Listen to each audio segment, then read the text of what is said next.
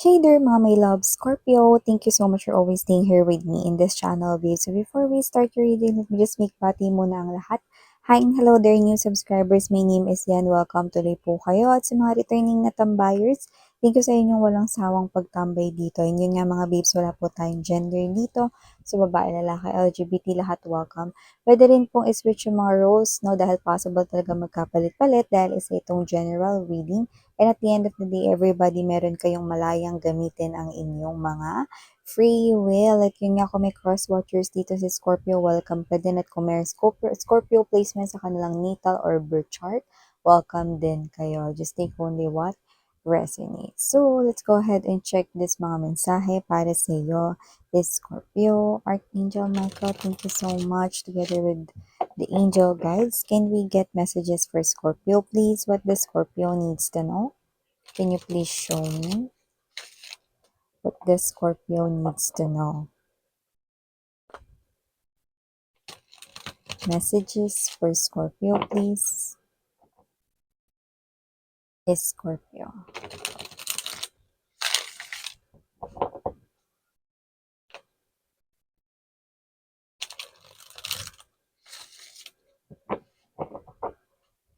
Okay, so let's go ahead and check this mga mensahe para sa iyo. Is Scorpio. So guys, you do have here the energy of the moon card energy. Also have here for you guys the Four of Wands. Nandito din for you guys is the Three of Swords, but it's in reverse position. Definitely, there's a new start right here. You also have here the Ace of Cups. Yeah, look at that. Okay, actually, that's the new start now when it comes to love, and you do not see it coming with the moon. We also have here for you guys the Eight of Swords energy. Nandito din the Emperor's energy. Bottom of the deck here for you, Scorpio, is the Fool card, the Judgment energy, and the Two of Coins. Okay. Full card, and there's this Judgment energy.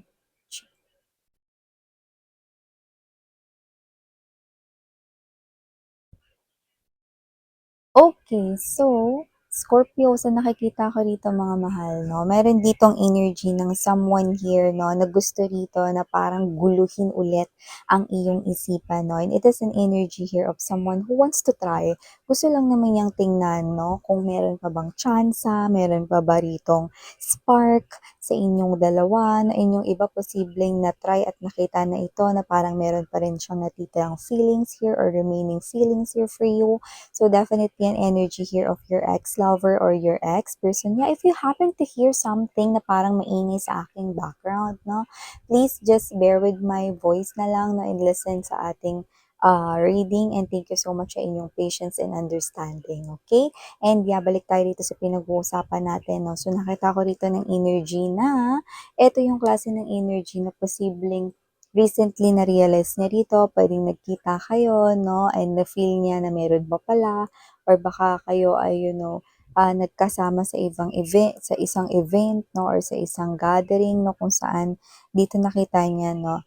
Na posibleng meron pa rin pala siya, naapektuhan pa rin pala siya rito, no? So, definitely, this is a person right here who wants to try to sneak back sa inyong life, no? Doesn't have to be na ito yung ex mo, no? Na pinagpalit ka lang, no? Hindi lang yun, no?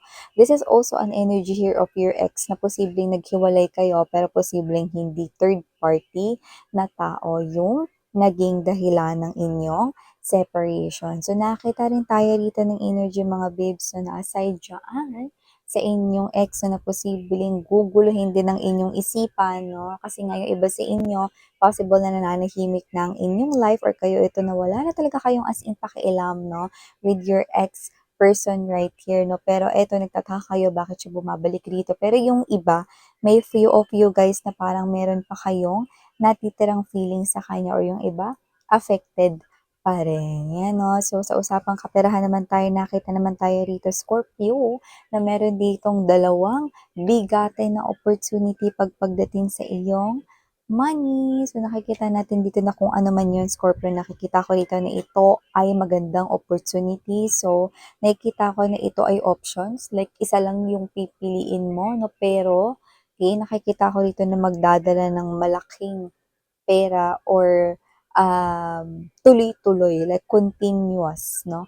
Tuloy-tuloy na pasok ng pera dito. So, meron ditong paparating pa lang, like marami yung energies na hindi pa to tumatambad, pero kaliwat kanan, no, may options dito when it comes to your work, no, or money matters, no. Pero you can just grab one lang daw, no. So, maaring yan ay marinig mo mismo sa isang katrabaho mo rito, no, or possible rin naman 'no, sa iyong customer or kliyente kung ikaw naman ay may negosyo. But you could also have both, 'yan 'no, na work and business 'no, to some of you. And yes, na maliban diyan sa opportunity na 'yan 'no, sa inyong money, kasi yung iba may money goals diyan, nakita naman tayo dito ng new beginning sa inyong love life area 'no, at nakikita ko rito 'no, na kung ano man ito with the moon card energy, you do not see this coming, but it is an indication that the divine will give you something more. Like you do not expect this no to enter sa inyong life, no? Like this is the type of love, no? Tinan mo naman yan, super laki ng Ace of Cups, mas malaki pa dito, no? Sa bahay, no? Or dito sa mga puno, no? And even this water, no? Na alam natin na malawak yung karagatan, no? Pero tingnan mo naman yun, mas malaki pa rin ito, no? Tingnan mo naman yan, no? Nag-overflow yung kanya ritong ibibigay na love and attention here for you guys, no? And you do not see this coming, no? But the stars are already aligning dito, no? And they are shining, no? Brighter than ever. So, ibig sabihin, mas malapit na to, no? Sa inaakala mo. So, ang taray, no? Mas malapit pa pala itong mangyari, no? Kaysa sa inaakala mo. At kung ano man yung klase ng love na yan, no, nakikita ko dito that this is the type of love no, that you haven't received yet sa life mo or sa buhay mo. No? And with the Three of Swords in reverse position, nakikita ko that there's no more pain in this type of connection. Okay? Hindi ka na rin mapapagod kasi hindi na ikaw yung magpapatakbo lang ng connection na to. Parehas kayong dalawa. And this person right here will stand up for you. So nakita ko dito ng energy na ipagtatanggol niya kayo at susuportahan niya kayo, no? At hindi niyo rin magiging problema rito ang mga gastusin, ang mga bayarin, no? This person is someone na lumalabas rito na might be businessman, businesswoman, pero nakikita ko na kung hindi man siya businessman, businesswoman, professional siya. Taray! Kaya nakikita ko rito na energy na ito, Scorpio, no?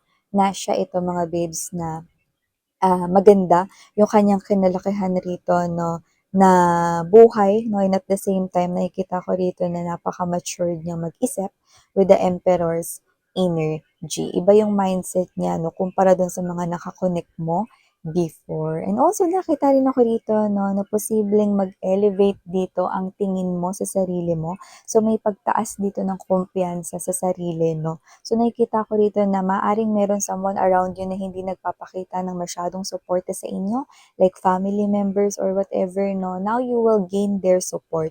Ngayon ay nasa inyong side sila, no? At yun yung parang mas lalo pang magpapataas ng confidence sa inyo. Kung dati, di kayo masyadong sinusuportahan rito, like in terms of support lang, pampalakas ng loob, no? Pwedeng merong someone around you, like a family member, someone close to you, no? Na parang gusto mo sana na parang suportahan ka niya sa mga gagawin mo, no? Whether that's whatever area of your life, no? Whether that's your love life, whether that's your work career area, whether that's your business area, okay?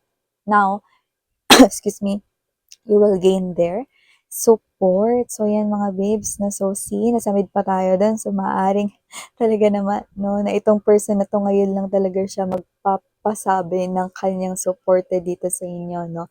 Alam mo, mga babes, matagal ka na niyang sinusuportahan, kaya lang feeling ko, hindi lang siya vocal about it. Hindi lang siya masalita about it. So, it could be your parent, no? It could be someone here na tahimik, no? Pero, matagal ka na niyang sinusuportahan, sweetheart. No? It's just that maybe you're thinking na parang hindi kasi he or she is not telling something. But this is someone here who's quiet lang, no? Not really makwento, no? Pero, sinusuportahan ka niya. Actually, this person right here 'no, is someone na posibleng yung iba, pinapagalitan kayo 'no, or parang feeling ninyo laging parang gusto niya rito na, perfectionist siya or whatever, yung iba gano'n. Pero mga babes, gusto niya lang talaga rito na parang mapabuti kayo, may gano'ng klase ng energy 'no, 'yan. Pero may mga energy rin na ayaw nila na matulad kayo sa kanila 'no, in terms of finances 'no, may gano'n 'no, pero mangilan-ngilan lang. Kaya just take how this resonates 'no. And yun nga mga babes 'no, yung mga, walang kamali-mali diyan 'no, nakikita ko dito na nag-iisip na ng kasal ang iyong long time partner. Kaya naman with the Four of Wands energy 'no, Eight of Swords, ito ang takbo at laman ng kanyang isipan ngayon. Kaya naman kung feeling mo parang mental block siya at feeling mo yung parang nagsasalita ka, nagkukuwento ka, "Uy, nakikinig ka ba sa'kin?" 'Yan 'no. So whatever the case may be 'no, ano nga ba ano ulit sinabi mo, babe? 'Yan 'no, parang siya ito 'no, na parang feeling mo not attentive 'no, not really, nandodo'n sa energy na kapag nag-uusap kayo na may mga times na parang tulala siya 'no, pero hindi, 'wag ka.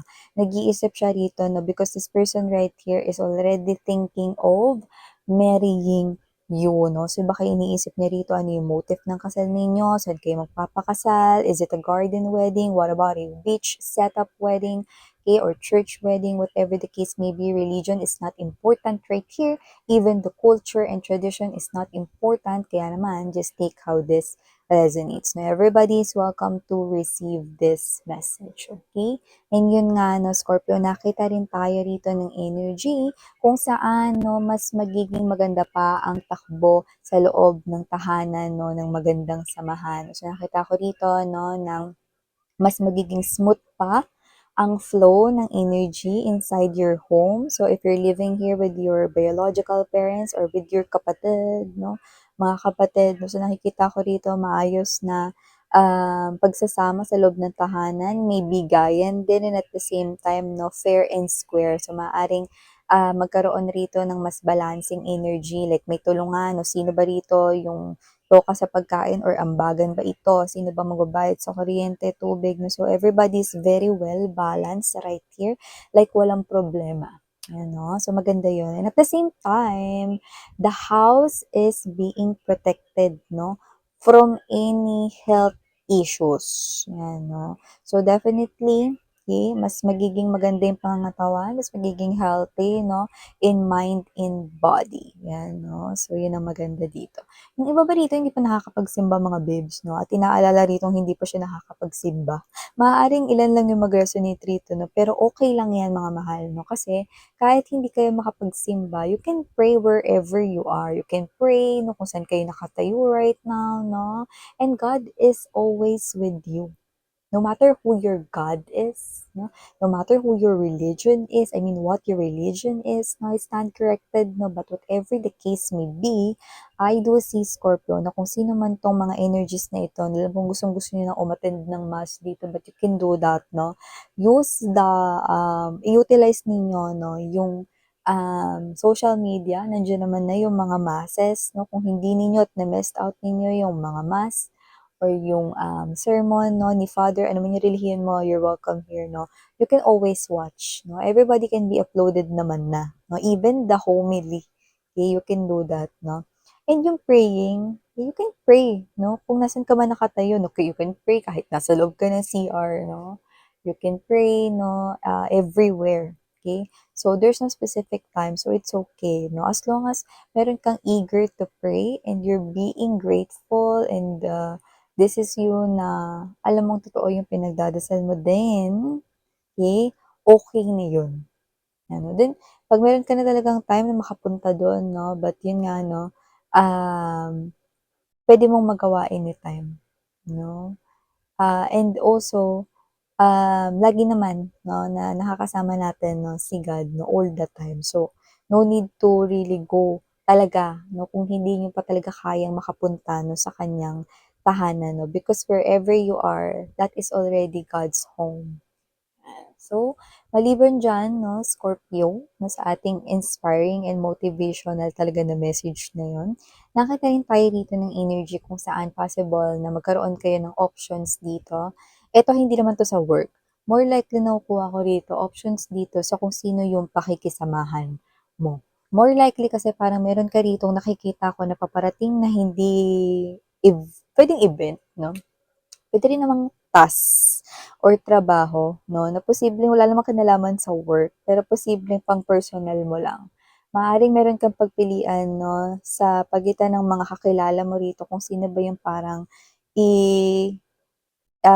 tawag nito, kukunin mo 'no, bilang makakasama mo rito sa pag-o-organize ng ganitong klase ng personal event or situation rito sa iyong life 'no.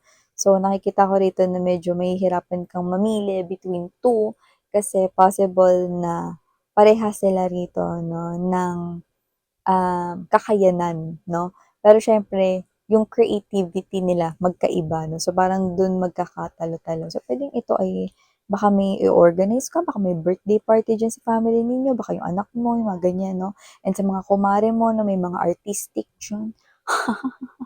So 'yan, yung nakikita ko dito. So ito yung mga nakuha kong mensahe here for you, Scorpio. Thank you so much. Again, I'm Yuriana on Miss Harang Hiya, Love and Light.